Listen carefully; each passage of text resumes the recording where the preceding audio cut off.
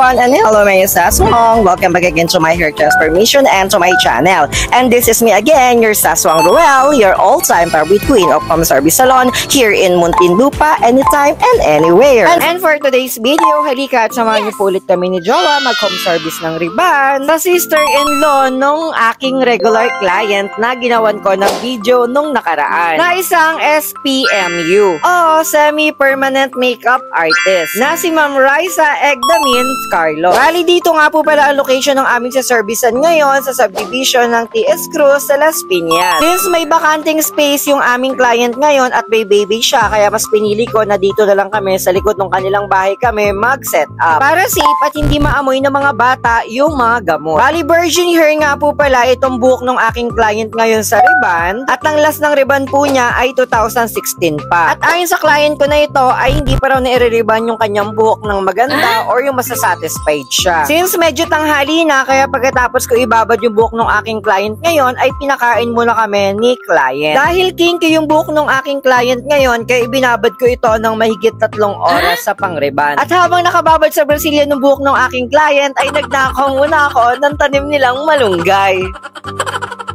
And after nito ay pinablower ko na ito kay Jowa para makapag-umpisa na rin kami sa pagpaplansya dito sa kanyang buhok. Since madugong labanan ang aming kakaharapin ngayon ni Jowa, kaya nilabasan ko siya ng pangmalakasan naming armas. 6 na plansya na yan, madam. Tignan na lang natin kung lalaban pa yung buhok mo.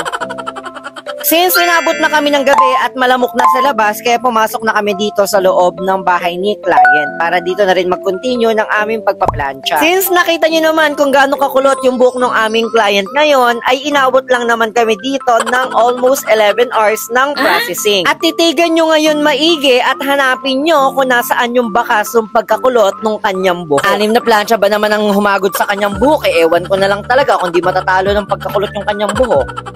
Sa mga magtatanong po kung magkano po ang rate namin kapag nag-home service, ay 5,000 pesos lang po yung aming minimum rate. And anytime na rin po yun and anywhere. So yun lang mga saswang. Have a nice day and have a great hair day. Thanks for watching. Bye-bye!